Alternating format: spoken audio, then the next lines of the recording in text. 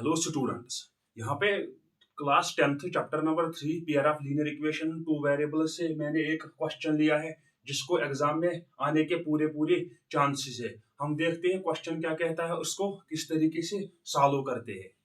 तो क्वेश्चन कह रहा है the difference between two numbers is 26, यानी कि दो नंबर्स है उनकी डिफरेंस 26 है and one number is 3 times the other, और एक नंबर 3 गुना है दूसरे से, यानी कि बड़ा नंबर जो है वो छोटे से 3 गुना है। फाइंड देम, हमें वो निकालने हैं वो नंबर्स। फिर से क्वेश्चन को रिपीट कर रहा हूं, दो नंबर्स है उनकी डिफरेंस 26 है, यानी कि बड़ा वाला नंबर छोटे वाले से 26 ज्यादा है and one number is 3 times the other, और जो बड़ा वाला नंबर है वो 3 गुना है छोटे वाले से। फाइंड देम, हमें उनको निकालना है। तो सोल्यूशन यहां से स्टार्ट करते देखते हैं मैं कैसे इसको सॉल्व करता हूं। सोल्यूशन मैं बोलूंगा let the larger number be X. मान लो कि वो बड़ा नंबर एक्स है and the smaller number be Y, और जो उनमें उन दो नंबर्स में से छोटा नंबर वो वाई है। अब हमारे पास दो कंडीशंस दिए हुए हैं। एक तो बोला गया है कि बड़ा वाला नंबर छोटे वाले से 26 बड़ा है, यानी कि उन दो नंबर्स की डिफरेंस 26 है, और जो बड़ा वाला नंबर है वो 3 गुना है छोटे वाले से। तो यही दो कंडीशंस हम अप्लाई करते हैं इस क्वेश्चन में और उसको सॉल्व करते हैं। तो लिखेंगे अकॉर्डिंग टू द कंडीशन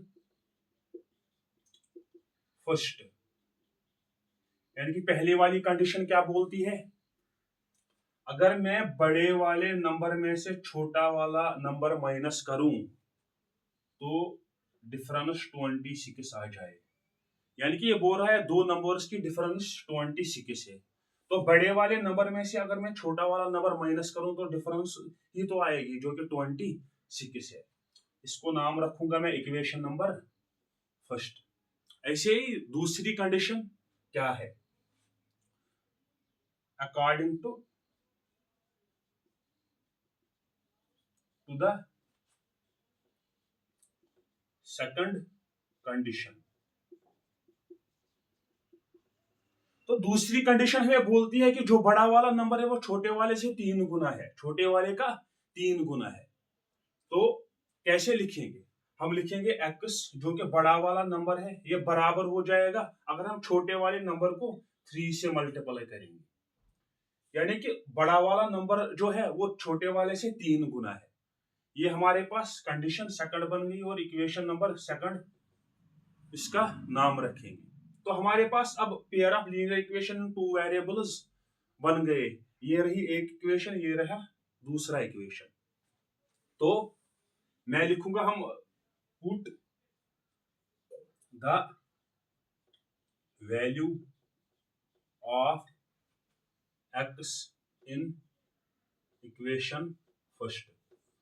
अगर मैं x का वैल्यू जो कि 3y सेकंड इक्वेशन में आया, अगर मैं इसको इक्वेशन नंबर फर्स्ट में पुट करूं तो इक्वेशन क्या बनेगी, पहले मैं इक्वेशन नंबर फर्स्ट को एज इट इज लिख लेता हूं, x minus Y equal to 26, x minus Y equal to 26। अब x के बदले में 3y में यहाँ पे पुट करता हूं, तो 3y और साथ में minus Y equal to 26।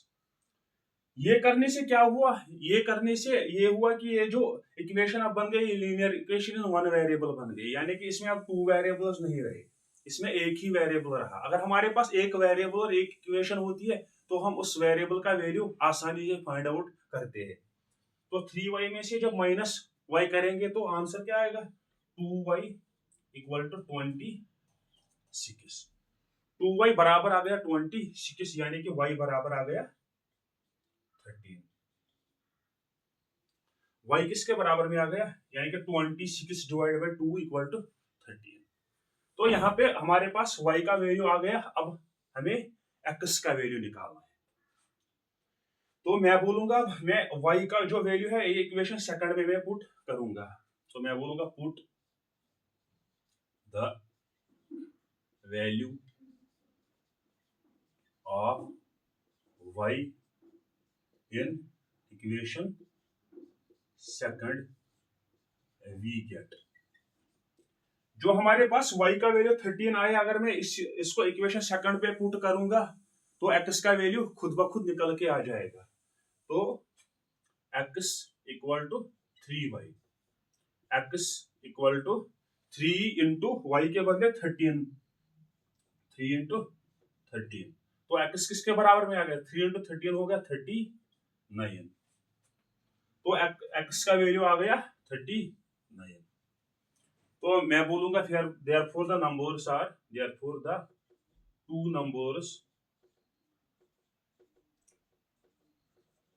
Are, जिनको मैंने माना था x और y, x comma y equal to, x का वैल्यू क्या है 39 और y का वैल्यू क्या है 13।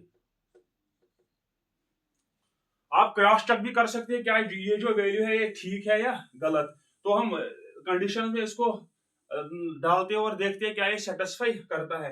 देखिए पहली कंडीशन बोली थी कि बड़ा नंबर छोटे वाले से 26 ज्यादा है, तो 39 से अगर मैं 13 माइनस करूंगा तो आंसर 26 आ जाएगा। और दूसरी कंडीशन बोलती थी कि जो बड़ा नंबर है वो छोटे वाले का 3 गुना है। आप देख सकते हैं 39 13 का 3 गुना होता है, यानी कि हम सही है, हमारा आंसर सही है। Thank you.